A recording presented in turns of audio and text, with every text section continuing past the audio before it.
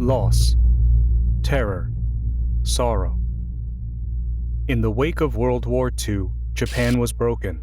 The atomic bombs were dropped on Hiroshima and Nagasaki, signifying a conclusion to the conflict. Wooden structures were completely collapsed by the blast.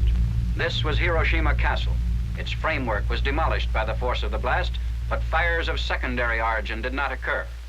That bomb has more power than 20,000 tons of TNT. It is an atomic bomb. It is a harnessing of the basic power of the universe.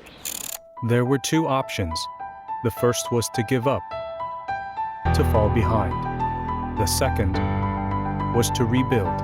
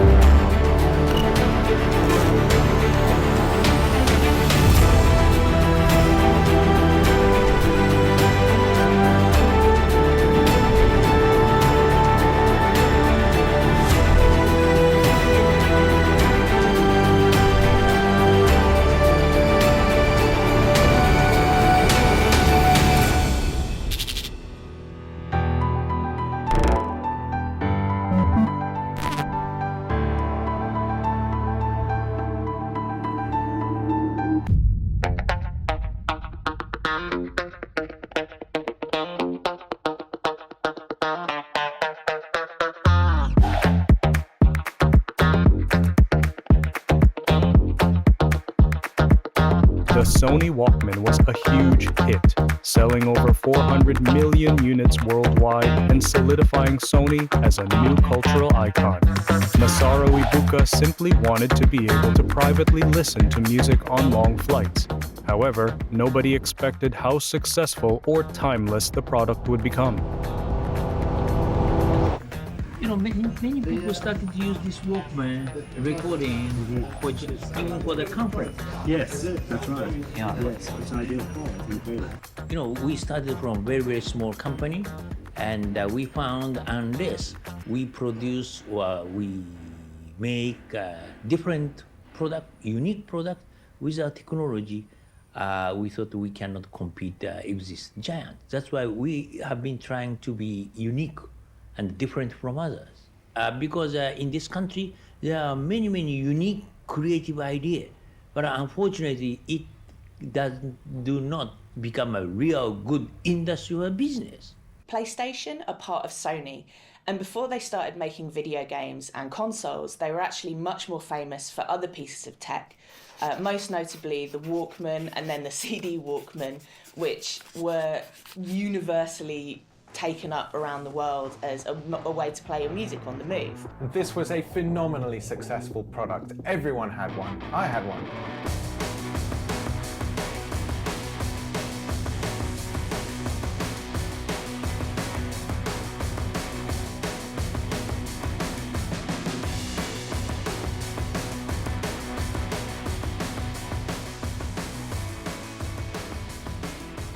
During this time, arcades and video games were on the rise, with companies such as Nintendo and Atari leading the race in the gaming market. Though it could be profitable, the gaming market was also highly oversaturated, and Sony chose to avoid the race altogether, focusing on their hardware. Amidst the 1980s recession, Sony would proceed to develop the CDP-101, the world's first compact CD player. The release spurred their competitors to realize their own CD players a year later, but Sony was already focused on their next projects. From the 60s, Sony ensured the standardization of their designs. They formed the Design Office, where developers and chairmen would meet to plan new innovations. This process continues to the present day in this very location, now named the Creative Center. With competition rising, Sony finally decided to branch out. Ken Kutaragi worked for Sony. He was a brilliant engineer. He was also a maverick and a hothead. He had a reputation for ratting out his superiors. The PlayStation was really his idea. He had the idea back in 1984 after seeing this computer graphics workstation that cost tens, maybe hundreds of thousands of dollars. It had really advanced 3D graphics, and he thought one day that technology will be cheap enough to do a home games console with 3D graphics, and basically he made it happen. Ken Kutaragi would be a figurehead of the gaming developmental branch. From a young age, he was considered a tinkerer of sorts, destined from childhood to have a deep interest in the anatomy of technology and mechanics.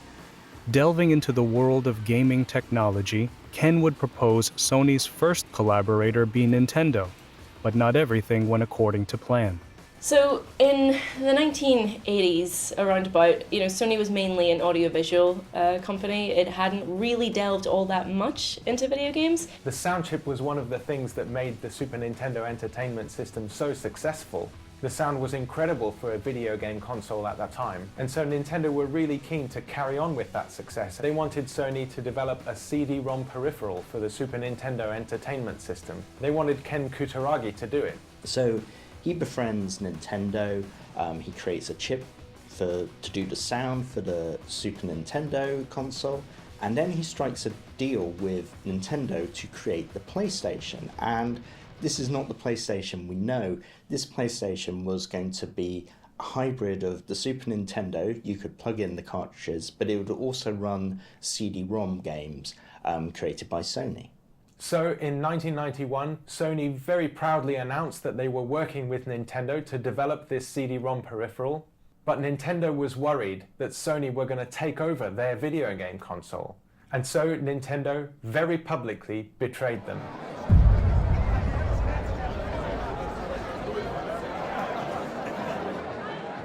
They announced that they were partnering with Philips, one of Sony's main rivals, to deliver this peripheral.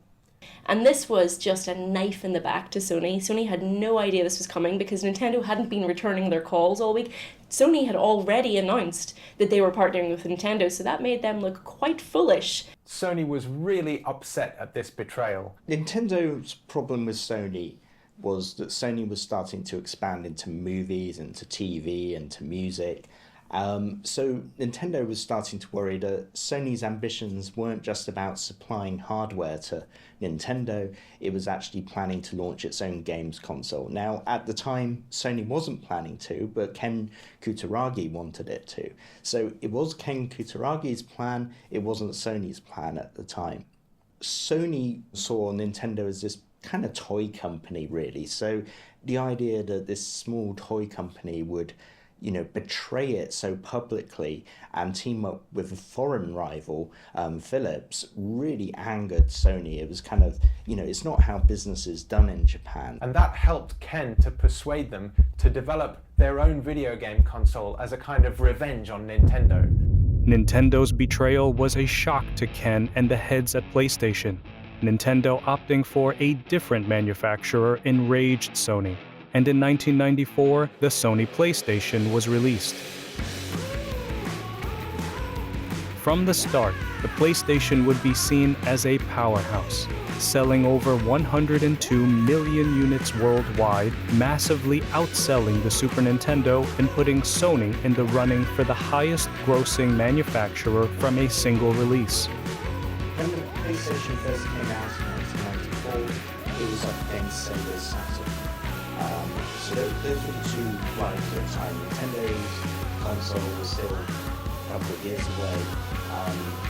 So Saturn was, like PlayStation, kind of a CD-ROM based console. Sega originally wanted it to be a 2D graphics powerhouse, and saw what Sony was doing and slapped in some 3D graphics later. So, they were kind of trying to. You are approaching Saturn. You are only seconds away. I have arranged for you to meet my companion. In May 1995, at the first Electronic Entertainment Expo, E3, there was a huge amount of buzz around the Sony PlayStation. The Sony PlayStation was due to be released in the North American market that year. Sega had its big kind of press conference, and it decides it's going to trip up Sony by announcing that the Saturn is going to cost $399 and it's launching today in selected retailers. Now, this seemed like a great move at times. Sega thought, right, we've really got Sony now. Everyone was blown away by this, but it was a gambit that massively backfired. Sony's head of development, Steve Race, came on stage in response to the announcement from Sega and just said 3 words: $299, mic drop. $100 cheaper than the Sega Saturn. I'm going to ask Sony Computer Entertainment President of America, Steve Race, to join me for a brief presentation.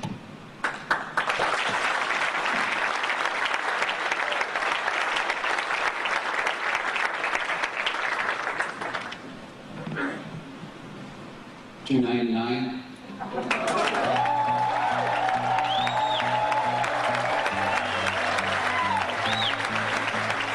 That, and along with the fact that Sega had supply problems because they'd released their console early, helped to doom the Sega Saturn to a mediocre commercial performance and basically ended Sega's ascendancy.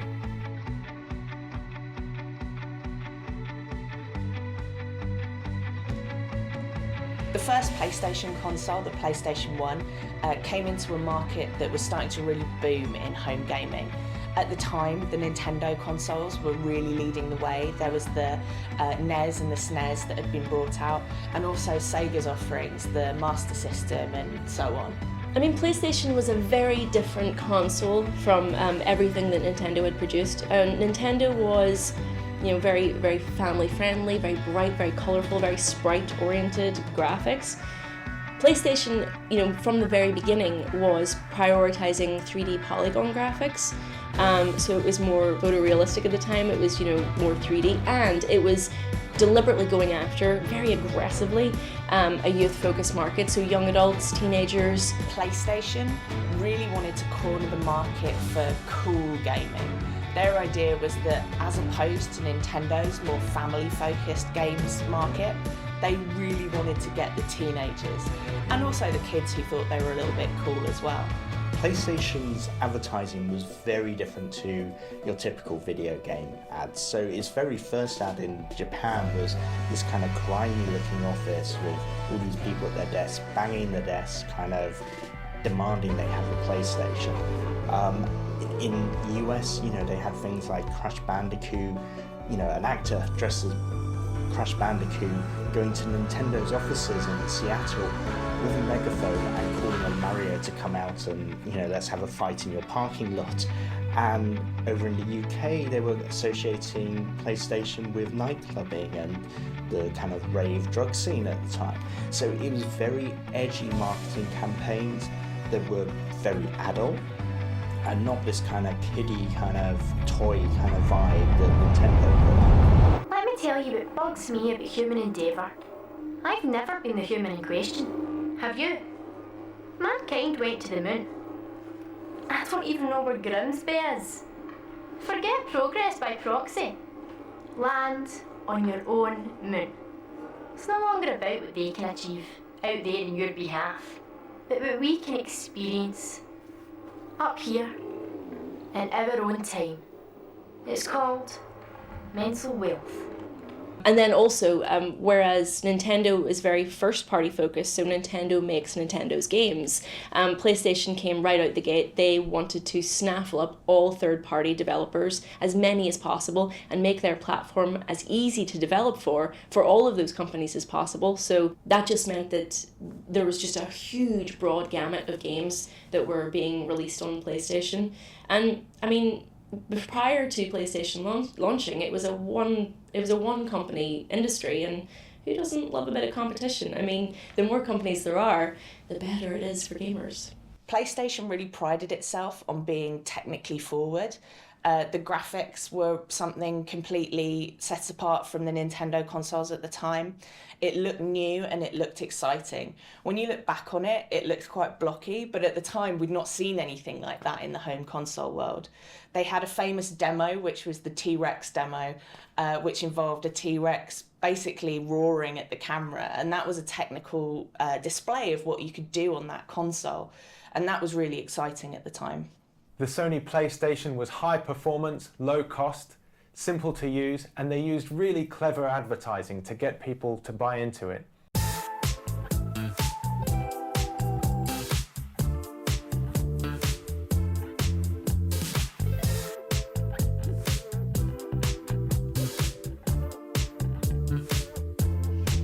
So it kind of suddenly seemed like games had arrived for adults, and that was what Sony and PlayStation brought to the mix. Nintendo had these very tight, restrictive, family-friendly policies about what games could be released. Sony didn't care that much, so you got things like Resident Evil and other horror games that Nintendo would run a mile from. So it really kind of changed the landscape and what people thought could count as a video game. It became acceptable to be in your early 20s playing video games, whereas before then, it's something you should grow out of by that point. Fiction is quite difficult sometimes in video games because, all right, say you're playing a game in which you fly internet spaceships around a galaxy. The spaceships aren't real, the galaxy isn't real. The people you're playing with, though, and the friendships that you make there, those are as real as anything. And one of the most exciting things about how the new consoles use the internet is the possibility for all of that to expand and to have these huge worlds in your living room. When the PlayStation came out, one of the things that really set it apart is it had some amazing titles from really early on in its launch. I remember personally, as a kid, I loved to play Crash Bandicoot. That was a huge thing for me. I loved that game. And then leading on from that, we also had Crash Team Racing, which was a racing game based with the Crash Bandicoot characters. But I also loved to play Tomb Raider, even though I wasn't very good at it. And that has been one of the most iconic PlayStation titles, and I think was actually a bit of a console seller for a lot of people.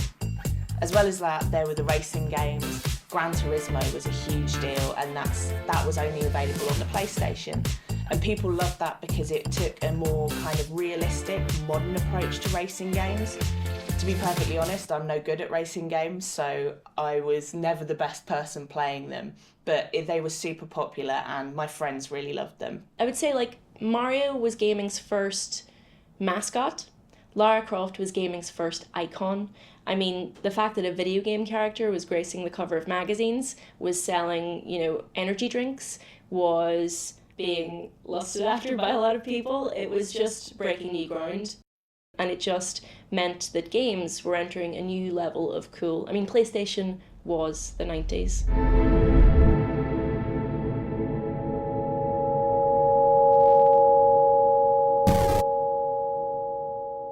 So Final Fantasy VII was a huge deal when it launched.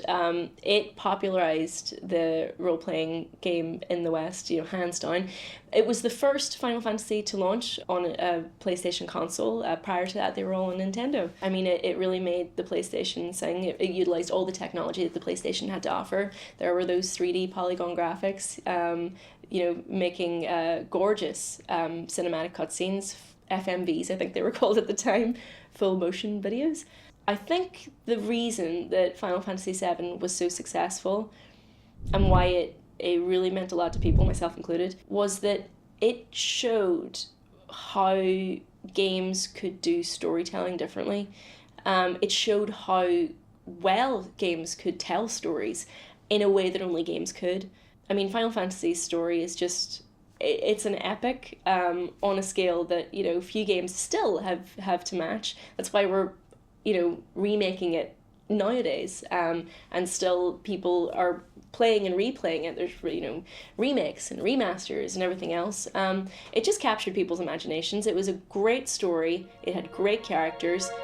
And it looked absolutely gorgeous. It still does. Excited to see the next release, millions of people would await the PlayStation 2. Outside of shops, customers filled the streets in order to grab the new console. From the 7th of September, or could go into the shops from the 7th of September, and place an order in advance to book their place in the queue, if you will. Now, because we're only getting a limited quantity, we're going to have to stop that whole process, in fact, on the Friday the 17th of November. With the use of innovative and edgy marketing alongside the promise for even more powerful gameplay, the PlayStation 2 would release with a bang. It might resemble an executive briefcase or, at a push, the latest Breville sandwich toaster. But make no mistake, this Sony PlayStation 2 is the most sought-after electronic consumer item of the year, and guaranteed to cause more tears on Christmas Day than Bambi.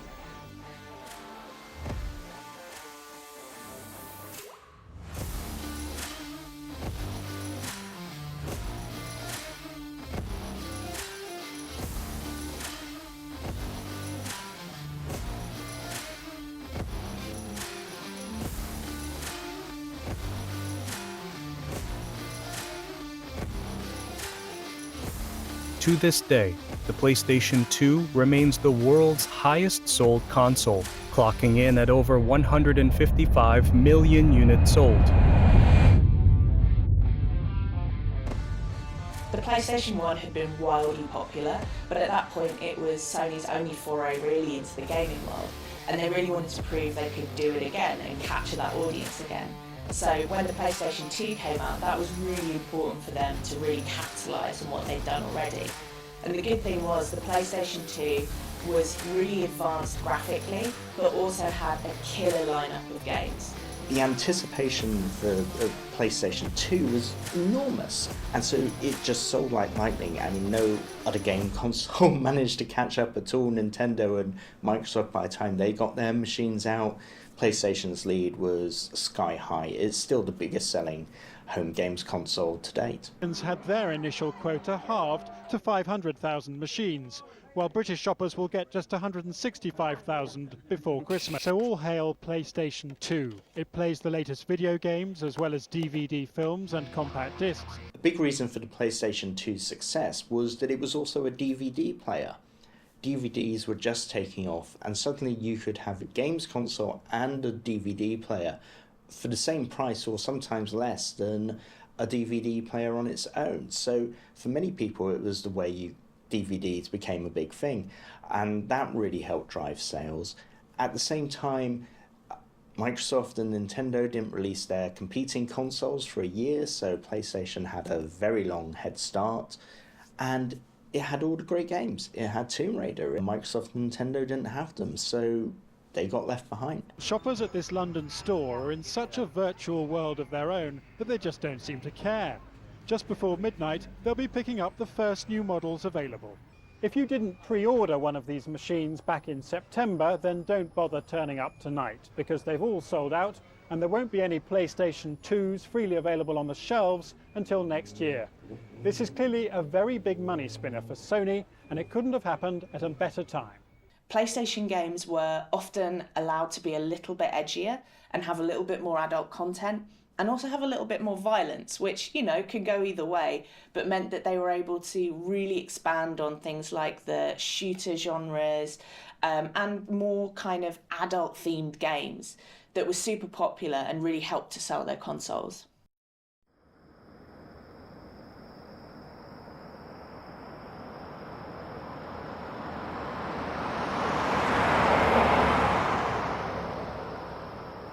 So Silent Hill was sort of psychological horror game. You were sent into this kind of deserted, mysterious town that was quite foggy with all these weird, twisted monsters in it, and it was basically supposed to be a reflection of your main character's own psyche. So it was this really kind of creepy horror instead of this kind of B-movie zombie horror that Resident Evil offered. Now in the 20th century, gaming consoles were improving by the year. After the PlayStation 2 came Sony's biggest competitor entry into the market. Microsoft had released the Xbox. Understanding their demographic, Sony chose to become experimental with their marketing, opting for strange adverts that subverted expectations for a gaming manufacturer. Whilst people were used to the somewhat childlike aesthetic of Nintendo, Sony chose to adopt a mature theme, incorporating directors such as David Lynch into their adverts, and purposefully making themselves out to be the rebel the kids secretly wanted to be. Welcome to the third place.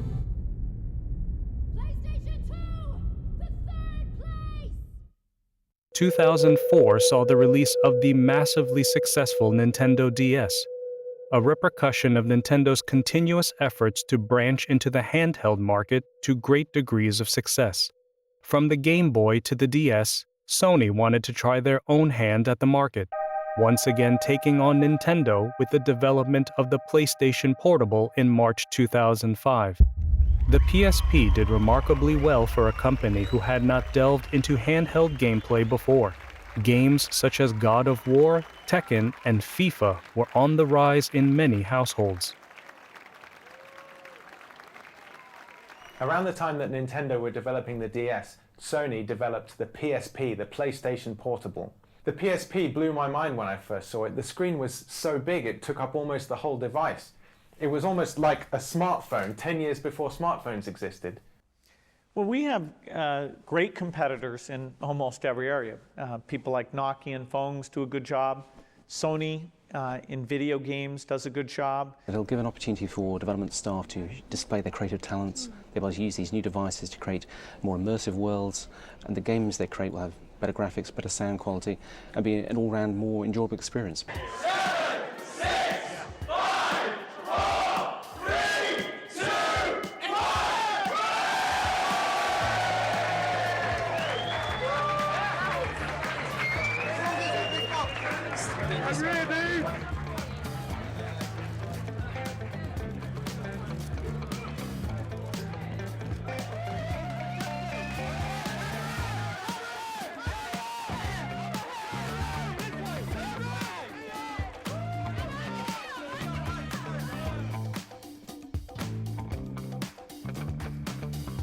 The PlayStation 3 was considered a strange decision by many. The machine was designed for power, yet lacked quality games one would come to expect of Sony's new releases. So in 2006, Sony wanted to release the follow-up, the PlayStation 3, but the release of the PS3 did not go well. So PlayStation were really riding high after the PlayStation 1 and the PlayStation 2. Everyone was excited to see what they would have in store for the PlayStation 3, but actually that's one of the few consoles where the release at least kind of fumbled the ball a little bit. And one of the reasons for that was it was releasing into quite a crowded marketplace for gaming, and it had a very high price point. This is one of them. Dylan Scott is furious that Sony customers were only told of the problem days after criminals targeted the network. For the first 3 days I didn't know what was going on. I wasn't sure if they'd been hacked into or if they'd shut down, or, I mean, they still haven't told me today. I've had to rely on going on their personal blog and hoping that they tell me something.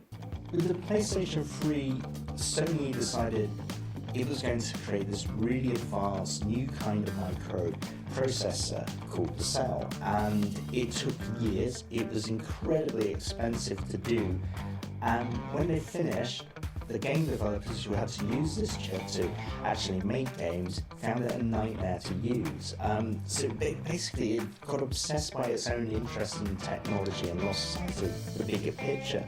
They had to sell it at a really high price as well, because this was really advanced technology that was very expensive. They'd also stuck a Blu-ray player into this machine and basically hidden a PlayStation 2 inside it as well. So it is incredibly expensive compared to everything else. And that really set Sony back. It had a shortage of games because people couldn't really figure out how to make games on it for a while. And it had all this stuff in it that made it really expensive compared to the Xbox 360. It faltered from the start due to its incredibly high selling point of $499, a whole $100 more than the Xbox, as though the history of the Sega Saturn was repeated, with Sony on the receiving end. People weren't super willing to part with all that money for a console which they couldn't play that many games on. Eventually it did end up selling more consoles, but generally at the start it wasn't very successful. Despite critical setbacks, Sony would use this console to be the foundation for their upcoming exclusive games. The Last of Us was a groundbreaking decision for the company, bringing focus into storytelling with narrative-driven games. This would only be the start for Sony exclusives.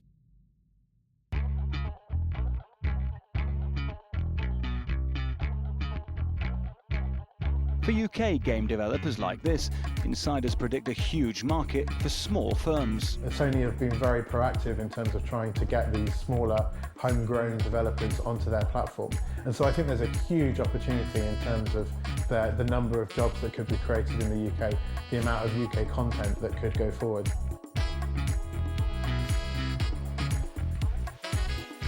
Uh-oh, come on, sweet tooth. Bad princess. I love when she gets more powerful. This is awesome. By taking their previous mistakes into consideration, Sony released the PlayStation 4 with huge success, turning the tables. It was Xbox this time whose price exceeded their competitors. Andrew, there'll be millions of misspent youths because of this, and you're the man who's brought it to us. What do you have to say to parents? I think that, you know, we try and be a responsible industry, but we're about delivering fun, connectivity, and an opportunity for people to play.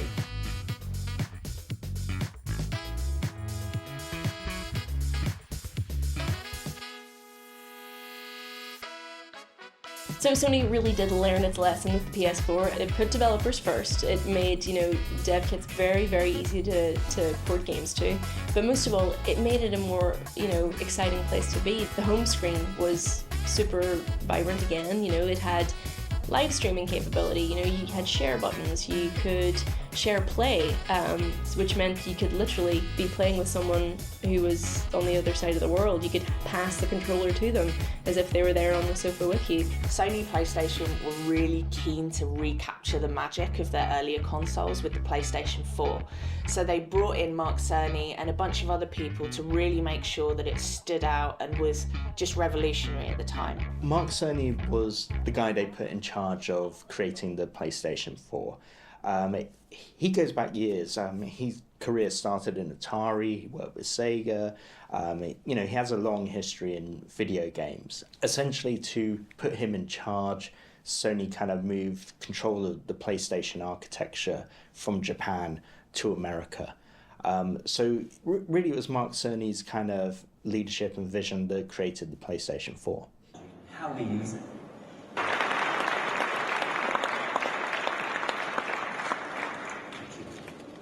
So, during the development of the DualShock 4, we worked with key partners and the games continue to evolve. They also really understood that they were marketing to gamers. They knew that people wanted to be able to play games. They knew that that was a really good way to market themselves. Whereas the Xbox One, which was that generation's rival from Microsoft, tried to kind of market itself as more of an entertainment system. And they also had limits on how you could share games with your friends and with other people, which PlayStation didn't have. So PlayStation were able to basically bounce off of some of the mistakes that Microsoft made and position themselves as kind of the console that anyone who likes games would want to play. So I think the jewel in the crown of PlayStation's exclusive titles in terms of development studios, it's got to be Naughty Dog. You know, you've got The Last of Us Part 2, the Uncharted series. All of those games, you know, they were just pinned to the consoles as a you know, a brilliant demonstration of what these consoles could do, and they're just by far and away some of the best games that you'll ever play in terms of storytelling, in terms of graphical capability, in terms of soundtrack, in terms of just everything. They're just fantastic games. You know, they're so good that they're making TV series out of them now. Both PlayStation and Microsoft Xbox are trying to create a kind of whole entertainment system in the home. It's not just about video games anymore, it's also about watching movies and accessing the internet. Initially, Xbox focused more on that connectivity and playing massively multiplayer games, whereas PlayStation was focused on high performance and amazing graphics. But PlayStation 4, for a start, didn't have to be connected online all the time and didn't come with Kinect, so it had a lot less kind of hassle around it. It was much more orientated towards video game players, but there wasn't, you know, once you get below the surface, there's not a huge gulf between them technically. You know, they are basically two PCs in a box under a TV. It's more the kind of way they were being promoted that was the real difference. I actually worked as part of a PlayStation studio for quite a few years, which was incredibly exciting to me, not only because PlayStation had been a part of my life for so long, but also because the company I worked for, Media Molecule, had originally made Little Big Planet. And when I worked in a game shop, we actually were there for the launch of Little Big Planet and Little Big Planet 2, I think. And those were games that I was so excited to play at the time, and also really built on my desire to get into game development. So then when I went to work for Media Molecule and be a part of the PlayStation studios, it just felt like a real full circle moment, from the PlayStation and Little Big Planet through to me working on Dreams. With the implementation of the Sony VR and a library of incredible exclusive games, the PlayStation 4 would be a statement on machines specifically built for gaming. Whilst the Xbox One had a fantastic interface, Microsoft seemed to be more focused on software integration and transforming the Xbox into an all-around entertainment hub. Okay, so you've decided to key for the PlayStation. Why? Why have you decided? Sorry? Why did you decide to do that? Just because, like, I'm a gamer. I already have an Xbox One. I want to get a PS4. Okay. Just compare. Like, I'm a gamer. I want access to all the best games. So. What upcoming game are you most looking forward to? Well, right now, Killzone. I mean, there's several of the games that are out here I've already got on Xbox One. So it's mostly just Killzone for now. I'm going to give Knack a go as well. Today? I want to be one of the first to go home and play my PlayStation. I'm a real Sony fan. I like the company structure. I think it's a good company to be part of, yeah. Cool. And what upcoming game are you most looking forward to? Killzone and Battlefield 4, FIFA, all of them really. The graphics look extremely better than the PlayStation 3, and I'm glad I'm here. PlayStation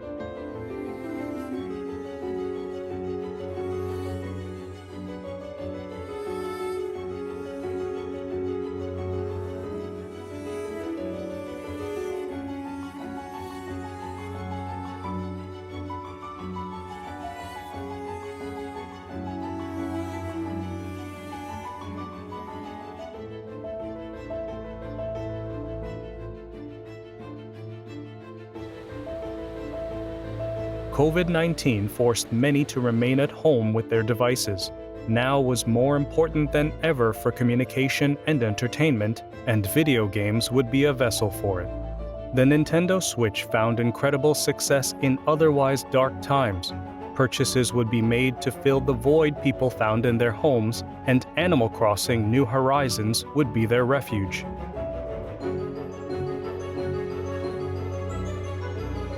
And then, of course, after PS4 came PlayStation VR, came PlayStation Move, came eventually PS5. PSVR is it's being well received. PSVR 2, of course, has just come out recently. Sony has a track record of doing this. It tried 3D TV games for a while. Then PlayStation also came out with the PlayStation 5, its latest console, which also has a VR headset. VR in general is super interesting because the technology is incredible. It's amazing. I've tried PSVR 2 for the first time like a week ago, and it's mind-blowing. But it's still got slightly too many barriers for entry for most people to sort of adopt it, and therefore a lot of developers are slow to adopt it as well because there just aren't that many people buying it. So it's that strange thing of until we really get a killer app for PSVR, it may still just be a novelty.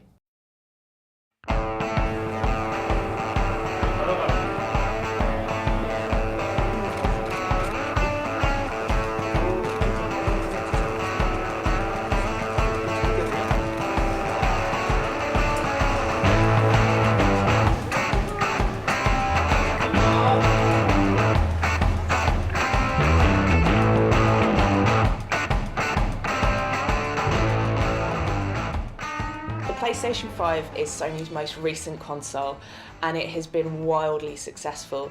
Even though there were supply chain issues at launch due to the pandemic, they still have been selling out over and over again, and people just cannot wait to get their hands on a PlayStation 5.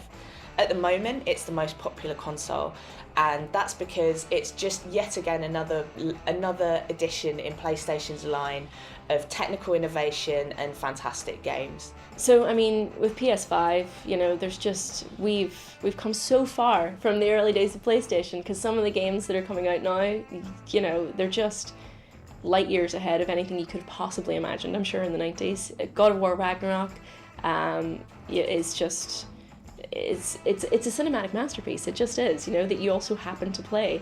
And you've got, you know, all the Resident Evil remakes that are coming out now as well, which are taking those early day horror games and giving them not just a new coat of paint, but like they just feel different as well. You know, they're just modernized in a really satisfying way. Sony and Microsoft have very different looking consoles. Sony tends to do quite designery kind of looks, you know, they're kind of very elegant machines, you know, there's kind of style, you know, like PlayStation 5's got that kind of curvy kind of wings kind of look. The PlayStation 2 could stand up like the monolith from 2001. Microsoft's Xboxes are more functional, you know, the OG Xbox is like big black box, green, kind of, you know, it's big and it's noisy, you know, it's kind of, it's not subtle design from the Xbox point of view, which is not necessarily a bad thing, it works for them, but you know, they very much take the box part very literally. Thank you very much. No worries. Hang on. Thank you. The impact of the PlayStation has contributed to childhood memories and the present alike. With focus on great stories, their games have gone as far to become gigantic franchises in their own right. When I first got the PlayStation 5, I was really excited to play Astro's Playroom, which was an exclusive title that you could play on the PlayStation 5 at launch, which follows a bunch of little robots.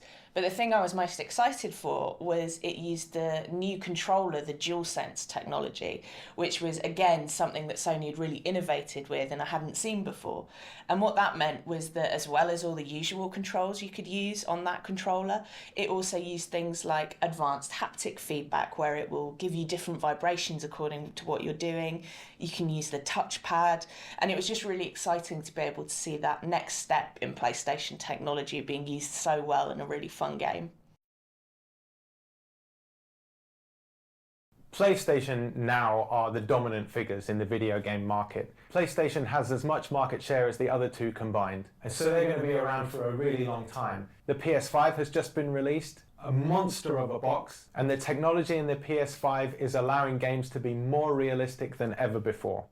I think PlayStation's legacy is that they want to make games for everyone. They want to make games for everyone from kids to adults across all different genres that allow people to play in any kind of way they want, whether that's a shooter, whether that's an adventure game or a platformer, and just be the kind of industry leaders in having that breadth of gameplay across their consoles.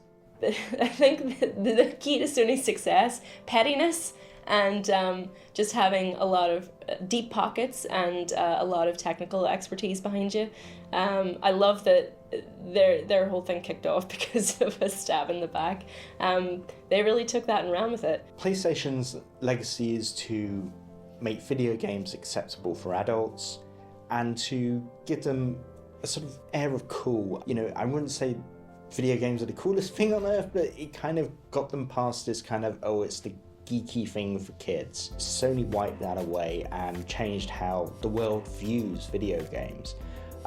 Without Sony doing what it did with the original PlayStation, that wouldn't be the case. We'd still be looking at video games in a kind of like, oh, that's, you know, isn't that for 8-year-olds, or isn't that something that kind of geeky 16-year-olds do? They really kind of moved the perception of video games. That's their biggest legacy. That and their video game controller, because before the PlayStation they were like flat rectangles, and Sony kind of made them comfortable to use, actually made them kind of things you could hold for long amounts of time. The legacy of PlayStation is just really good games, you know, like just focusing on what players enjoy, like taking a really solid core idea and running with it, even if that means running with it for 30-something years. And I like that, you know, it's if it ain't broke, don't fix it. But in terms of consoles, they've innovated massively. I mean, from the original PlayStation to the PS5, you know, you've got huge innovations there. You've got, you know, DualSense controllers, haptic feedback. You've got, you know, just gorgeous, gorgeous graphics, a real sort of focus, honing in on what feels good to play.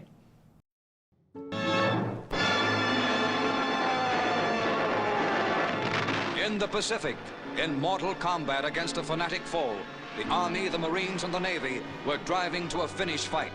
The Philippines... Though Japan suffered hardship, as many countries did during World War II, they were able to recover and focus on innovation.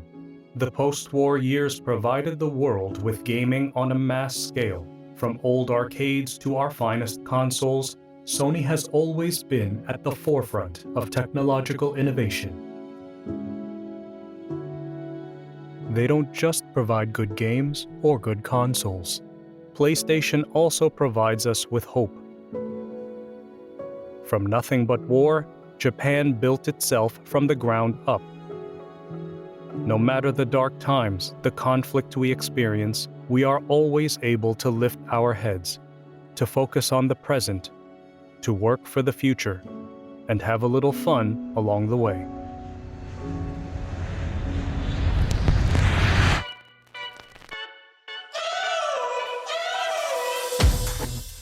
We're driving